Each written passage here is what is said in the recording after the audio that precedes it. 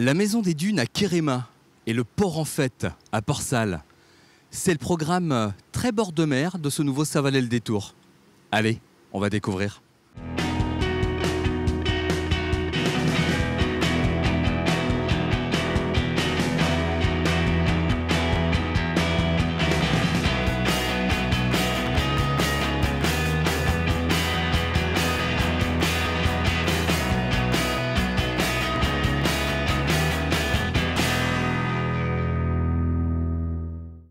On est plutôt pas mal, hein. Soleil, beau temps, le GR34 qui passe par la maison des dunes à Tréflaise. Tu connais la maison des dunes? Tu sais ce que c'est réellement une dune? Je te propose d'aller découvrir. Ça valait le détour, c'est parti. Enchanté, vous allez bien? Très bien. La maison des dunes, ça y est, c'est un endroit que je connais pas du tout. C'est quoi la maison des dunes? Alors, la Maison des Dunes, c'est une structure gérée par la communauté de communes de la baie du Kernic et qui appartient au Conservatoire du littoral.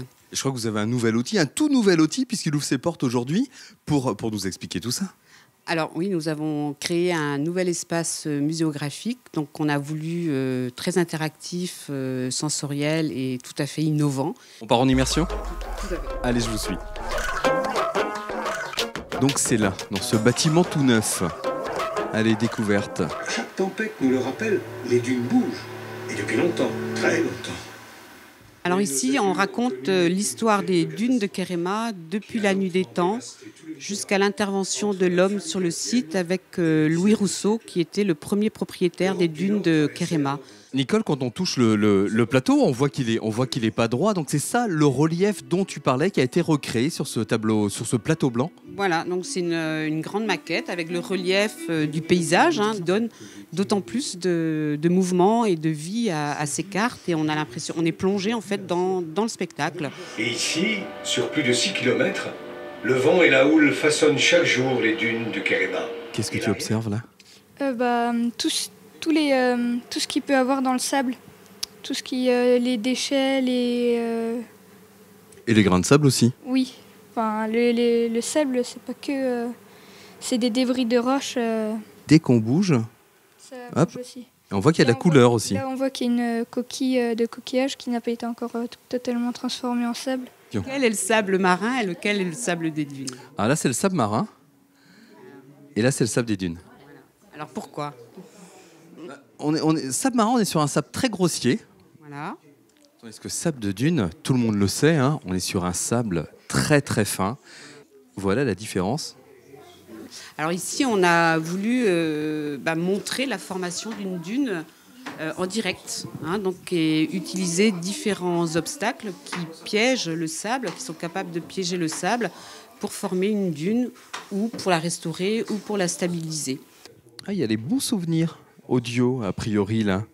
Ma caravane sur la dune. Tu veux écouter un petit peu ce récit? Il y avait du monde tout l'été. Depuis le bout de la dune jusqu'à l'extrémité est de la dune. Quant aux populations installées ici, comment le sable se déplace grâce à la dérive littorale. Et on trouve donc du sable de Kéréma en Allemagne. Alors, c'est pas tout à fait du sable de Kéréma qui a été retrouvé là-bas, en Allemagne, mais ce sont des petites bouées qui ont été lâchées du site des dunes de Kéréma ici et qu'on a retrouvées à plus de 1000 km de chez nous, donc en Allemagne, dans l'estuaire de l'Ems. Ah, on a quand même des super coins. C'est pas du bonheur, ça? C'est la beauté à l'état pur. Voilà. Quand on est chauvin, on est obligé de dire ça. Et puis là, c'est la mer à 25 degrés. Au moins. Vu la blancheur des plages, elle est au moins à 25. Alors là, on arrive sur le cordon dunaire. Voilà, donc ici, on grimpe en fait la dune mobile qui est formée donc par du sable et puis des oyas qui poussent naturellement sur cette partie. Et vous voyez, on monte, en fait, on est plus haut parce que l'oya, il a une capacité à pouvoir ne pas être ensablé, si vous voulez, par le sable. Bon, là, ça va aujourd'hui, il y a un petit peu de vent, mais on ne prend pas de sable dans la figure, donc là, ça bouge pas trop. Là, ça va, donc on a du vent, mais ce vent-là, il est asséchant, donc il est favorable en fait, à la formation des dunes. puisque quand l'air est sec, le sable se déplace beaucoup plus facilement et le sable remonte plus facilement ici sur le cordon dunaire. Si vous venez visiter l'exposition, vous verrez pourquoi cette dune grise est si riche et si importante à protéger, parce qu'aujourd'hui, à ma connaissance, sur Kerema, on est un des seuls lieux en Bretagne à posséder autant encore de dunes grises en bon état ou au moins moyen état de conservation. Nicole, c'est quoi ce phénomène-là? Alors, c'est un phénomène de formation de dunes en direct, mais des mini-dunes. Chaque petite ondulation là, est une petite dune qui est en train de se former en direct sous nos yeux. Ça ressemble en fait aux petites formations de dunes qu'on peut trouver dans le désert, mais bon, en état beaucoup plus miniature, quoi. C'est dans quel sens? On vient à la Maison des Dunes et on va à la plage, ou on vient à la plage d'abord et on passe par la Maison des Dunes? Alors le mieux, je vais quand même vendre ma boutique, c'est de passer à la Maison des Dunes et d'aller à la plage après, ce qui en plus vous permettra de comprendre des choses, quelquefois des phénomènes que l'on peut observer sur la plage ou en mer et qu'on ne comprend pas tout à fait. Allez, maintenant qu'on en sait un petit peu plus sur les dunes de Kerema, moi je vais profiter, je vais aller goûter l'eau, voir si elle est toujours à 25 degrés. Oups, je te laisse le micro quand même. On a décidé de prendre l'air aujourd'hui. L'air du port de Port-Salle. Mais avant de prendre l'air, on va s'envoler. Séquence hélicoptère.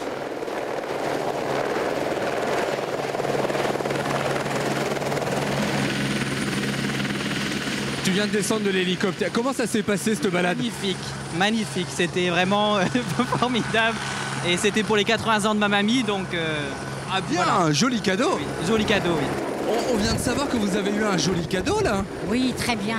Mes enfants m'ont gâté, hein. Alors ça s'est passé comment ce vol en hélicoptère au-dessus de Port-Salle? Très bien. Mais pas assez longtemps. Bah oui, mais voilà. Il y a beaucoup de monde qui attend. Mais promis, pour vos 100 ans, c'est le double en temps de vol. Ouais. C'était la première fois? C'est ma première fois. Mon baptême de l'air, la première fois. Et vous êtes de Port-Salle? Oui. Et donc voir Port-Salle d'en haut, pour vous, ça vous a fait quoi? Ça fait drôle. Vous serez dans le vol numéro 30. Je sens de l'inquiétude. Un petit peu. Du stress? Non. T'as un parachute ou pas? Non. Premier vol en hélicoptère? Oui. Et ça va le faire, tu crois? J'espère. Je suis sûr que tu auras le sourire en descendant. Oui. Enfin, j'espère. Moi aussi. C'est pas gagné, hein. Bon, je crois que c'est notre tour. T'as pas peur, j'espère? Parce que là, on embarque.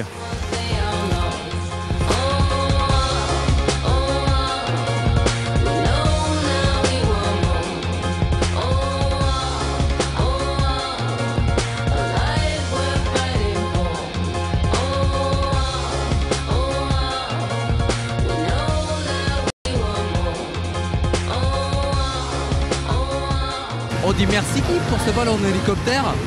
On dit merci à Et Liberté. Merci les gars.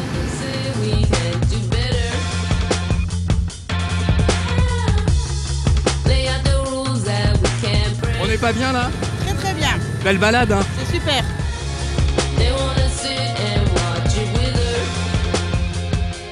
Allez, retour sur la terre ferme. De merguez frites. Il y a le choix des couleurs. Hein. Je joue au Monopoly. Ouais, billet de Monopoly, c'est vert, jaune ou orange? Je tiens la bourre. Ou des formules. Il ne faut pas non plus que je perde le fil. Là. Bon ça y est, c'est parti, c'est la cohue là. C'est parti. C'est parti. Je déteste parler au micro. C'est vrai, moi aussi. Et ça va, vous êtes bien placé parce que vous voyez l'hélicoptère en permanence là. On entend les chanteurs, on dit bonjour à tout le monde. Je me sens quand même obligé de venir te souhaiter bon anniversaire, Yvon. Tu m'aimes pas, toi, je l'ai déjà dit. Ah, c'est vrai? Oui. Bon anniversaire. Merci, ma Paul. J'aurais préféré faire une bise à la dame qui est derrière le gros œil, là. C'est plus, it is my cup of tea plus, quand même. Ouais. Il y a beaucoup de monde à faire la queue, quand même. Hein. Oui, il faut vraiment... Faut être patient. Voilà, très patient. Faut être patient. On va être patient. D'accord. On va être patient, très patient. On va être patient.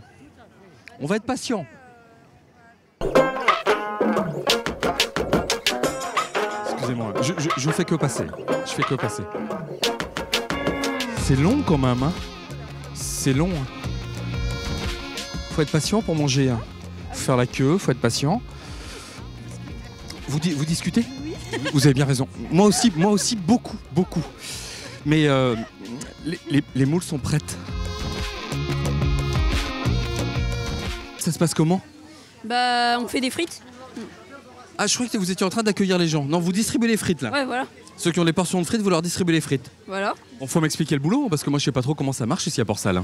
Bah, il y en a, ils serrent les frites dans des barquettes et nous on prend les barquettes et on donne aux gens. D'accord, on les met dans les plateaux. Voilà.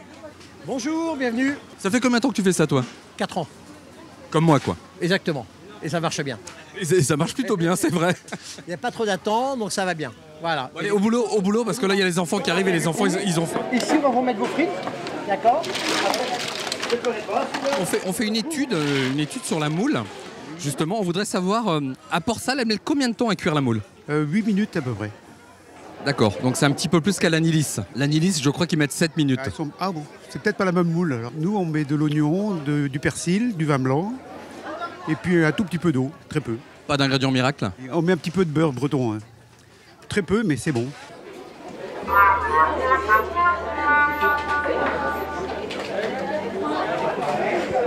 C'est tes frites? Ah oui, c'est les miennes. Ouais.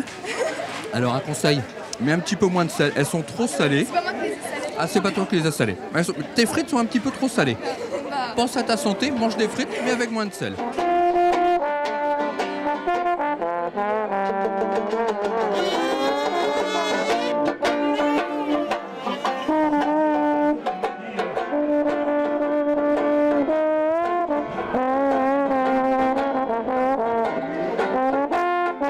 Le port en fête à Port-Salle. Bon Gilles, on va pas mentir, on se connaît, on était déjà là l'année dernière pour un Saint-Valais-le-Détour. Comment ça se passe cette année, dis-moi? Cette année ça se passe bien, le temps est avec nous, donc puis là bon, on a calculé cette année, si tu veux Michel, on arrive à la 24e année. Le port en fête, c'est tous les ans 2 grosses journées d'animation. Ouais, c'est sur 2 jours, donc on a commencé à 17h hier par le marché de l'artisanat qui a ouvert les festivités des 2 jours. En repas, on a fait beaucoup de repas, on a eu du monde parce que grâce au soleil, sûrement les gens ont eu envie de sortir. Je sais pas si tu sais, mais tout le monde n'a pas pu faire un tour en hélicoptère. Il y a plein de monde qui ne pourront pas y participer. Je pense que pour les 25 ans, à nouveau, ça peut être pas mal. Hein. Ouais, je pense qu'on en a parlé avec la société qui nous fait ça. Ouais, peut-être qu'ils reviendront l'année prochaine, mais sur 2 jours. Parce qu'il y a beaucoup de déçus. Ils ont dû faire à peu près un peu plus de 200 baptêmes.